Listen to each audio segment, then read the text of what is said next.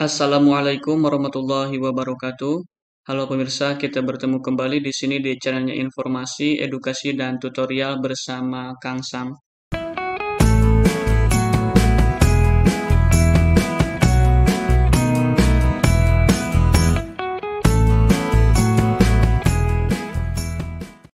Oke, pada kesempatan kali ini, di sini saya akan berbagi video mengenai informasi transformasi seleksi masuk perguruan tinggi negeri. Jadi beberapa hari ke belakang dalam rangkaian seri Merdeka Belajar, tepatnya ini episode ke-22, yakni transformasi seleksi masuk perguruan tinggi negeri. Artinya ada perubahan sistem untuk masuk atau seleksi masuk perguruan tinggi negeri yang sudah disosialisasikan oleh pemerintah melalui Menteri Pendidikan, Kebudayaan, dan Ristek ya. Langsung saja, hal yang paling mendasar perbedaan tersebut, saya ke poin yang ini ya. Prinsip-prinsip perubahannya mengenai seleksinya ini masih ada 3 komponen. Yang pertama, seleksi nasional berdasarkan prestasi, kemudian seleksi nasional berdasarkan tes, dan seleksi secara mandiri oleh perguruan tinggi negeri.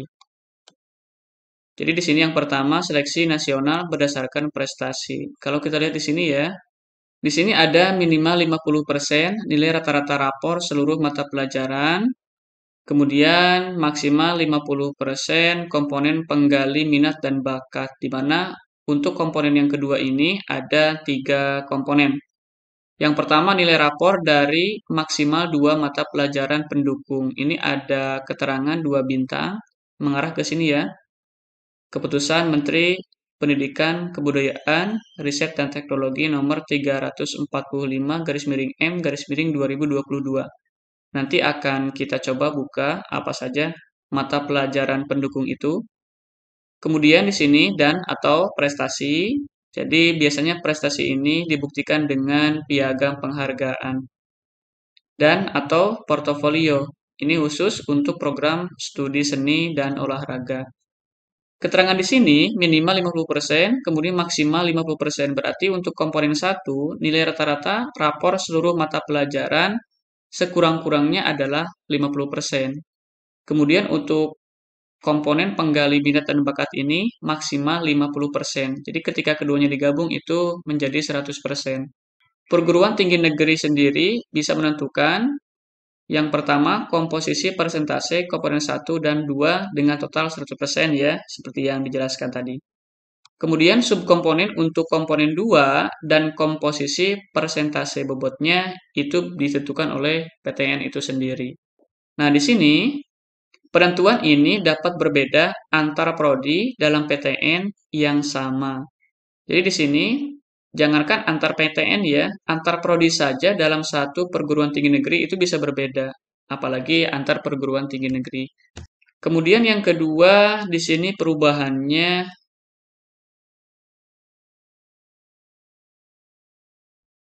yakni mengenai seleksi nasional berdasarkan tes. Nah, di sini berfokus pada pengukuran kemampuan penalaran dan pemecahan masalah. Untuk tahun 2023 nanti tidak ada lagi tes mata pelajaran. Yang ada hanya tes skolastik yang mengukur 4 kriteria ini ya, potensi kognitif, penalaran matematika, literasi dalam bahasa Indonesia, literasi dalam bahasa Inggris.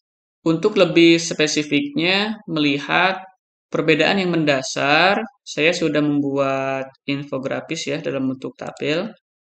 Jadi saya sudah masukkan ke sini perbedaan masuk perguruan tinggi negeri tahun 2022 dan tahun 2023. Yang pertama, perbedaan masuk PTN 2022 dan 2023 jalur SNMPTN atau yang disebutkan oleh Menteri Pendidikan yakni jalur prestasi.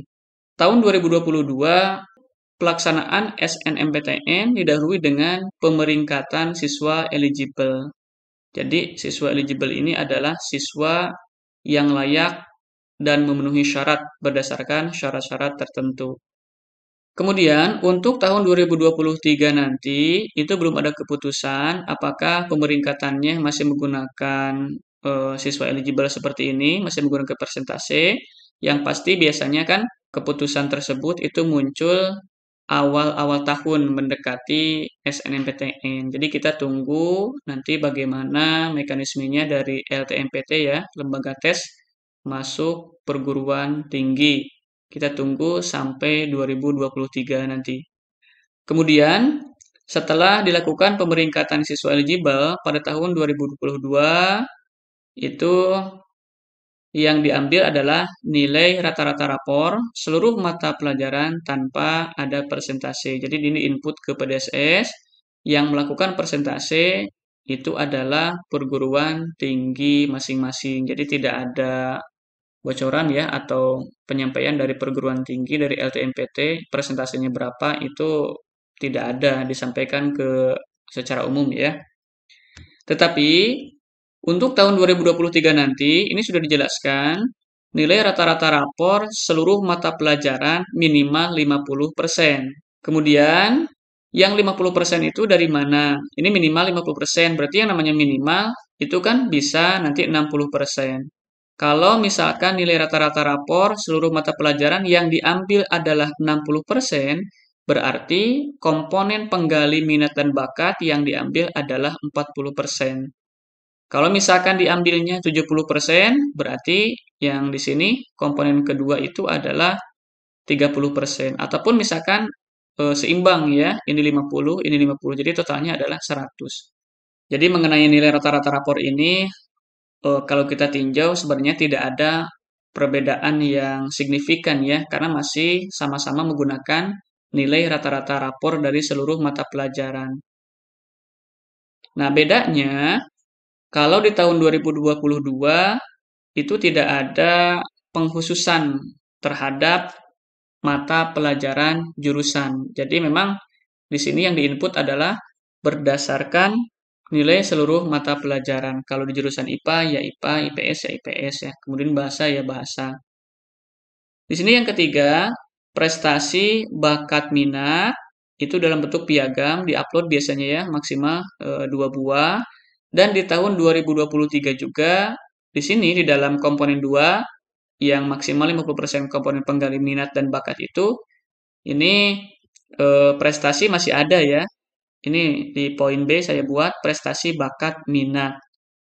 Kemudian untuk portofolio ini khusus untuk program studi seni dan olahraga. Di tahun 2022 juga ini menggunakan portofolio khusus untuk program studi seni dan olahraga. Nah, di tahun 2023 yang terbaru juga masih menggunakan portofolio untuk program studi seni dan olahraga. Yang membedakan di tahun 2023 ini, dari komponen penggali minat dan bakat, itu ada yang diambil nilai rapor, maksimal 2 mata pelajaran pendukung. Nah, jadi untuk mengetahui mata pelajaran pendukung itu apa saja, nanti saya akan buatkan di video berikutnya mengenai apa saja mata pelajaran pendukung ketika misalkan siswa mengambil program studi tertentu. Kalau misalkan ya, mengambil program studi matematika, nah mata pelajaran pendukungnya itu apa? Di sini maksimal 2, berarti itu boleh satu mata pelajaran yang diambil. Kemudian, mengenai penentuan persentase ini, nomor 2 dan nomor 3, artinya komponen 1 dan komponen 2 ini tadi sudah dijelaskan, ketentuannya ada di perguruan tinggi masing-masing. Jadi, misalkan suatu perguruan tinggi mengambil komponen pertama, nilai rata-rata rapor seluruh mata pelajaran, itu berapa persen, maka sisanya untuk melengkapi total 100% itu mengambil dari komponen 2 ini. Nilai raport yang maksimal 2 mata pelajaran, kemudian prestasi bakat minat, dan portofolio. Kalau misalkan yang poin B, C ini tidak ada, tidak memiliki prestasi bakat minat yang dibuktikan dengan piagam biasanya ya, kemudian tidak mengambil program studi seni, olahraga, otomatis berarti hanya mengambil komponen nilai rapor maksimal 2 mata pelajaran pendukung saja. Inilah kurang lebih perbedaan masuk perguruan tinggi negeri tahun 2022 dan 2023 yang akan datang untuk jalur SNMPTN atau jalur prestasi. Kita lanjut ke perbedaan masuk PTN perguruan tinggi negeri tahun 2022 dan 2023 jalur SBMPTN atau melalui jalur tes. Kita lihat pada tahun 2022 ada 3 komponen yang dimasukkan ke dalam tes. Yang pertama adalah TPS, yakni tes potensi skolastik. Di dalam TPS ini ada 4 komponen yang diujikan ya atau diteskan. Yang pertama kemampuan penalaran umum, kemudian kemampuan kuantitatif, ini mengenai dasar-dasar matematika di dalamnya ada ya, pengetahuan dan pemahaman umum, kemampuan memahami bacaan dan menulis. Jadi ini berhubungan dengan kognitif. Kemudian ada TKA, tes kemampuan akademik. Ada 2 komponen yang diujikan, saintek. Di dalamnya ada matematika, fisika, kimia, dan biologi. Ini mata pelajaran berdasarkan jurusan IPA ya. Kemudian ada soshum, ini jurusan IPS, geografi, sejarah, sosiologi, dan ekonomi. Dan yang ketiga adalah tes bahasa Inggris. Kita lihat perbedaannya. Untuk tahun 2023, pemerintah secara resmi mengumumkan bahwa tidak ada lagi tes untuk mata pelajaran. Yang ada hanyalah tes skolastik. Dan untuk komponennya juga, ini sepertinya diubah ya. Jadi, untuk komponen tes skolastik yang akan diujikan tahun 2023 nanti, itu ada tes potensi kognitif ya. Nah, ini ada pemecahan masalah, problem solving di sini. Jadi untuk TPS ini sepertinya ada persamaan ya isinya mengenai materinya. Kemudian untuk komponen yang kedua ada penalaran matematika. Jadi ini mengarah ke soal-soal AKM numerasi yang sudah diujikan 2 tahun terakhir ini di jenjang SMA, SMP, dan SD sederajat. Kemudian komponen yang ketiga adalah literasi dalam bahasa Indonesia. Ini soal AKM juga ya, literasi, soal AKM literasi. Dan yang keempat, literasi dalam bahasa Inggris. Kalau mengenai bahasa Inggris ini masih ada ya. Yang membedakan mungkin di sini lebih ke soal literasi AKM-nya. Jadi soal aplikasi dalam kehidupan sehari-hari. Insya Allah untuk contoh-contoh materi tes skolastik kemudian bentuk soalnya seperti apa, saya akan bahas di video berikutnya ya. Untuk potensi kognitif, penalaran matematika, literasi dalam bahasa Indonesia, literasi dalam bahasa Inggris itu bentuknya seperti apa sih? Jadi biar tidak penasaran, terutama bagi adik-adik siswa-siswi yang akan mengikuti SBMPTN tahun 2023 ini, artinya yang sekarang berada di jenjang SMA sederajat kelas 12. Inilah kurang lebih informasi yang bisa saya sampaikan pada video kali ini. Apabila ada pertanyaan, koreksi, kritik, ataupun saran, silahkan langsung saja dicantumkan di kolom komentar di bawah ini. Untuk file mengenai perbedaan ini, silahkan bisa pemirsa download.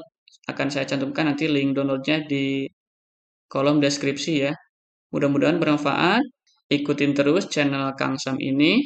Terima kasih. Assalamualaikum warahmatullahi wabarakatuh.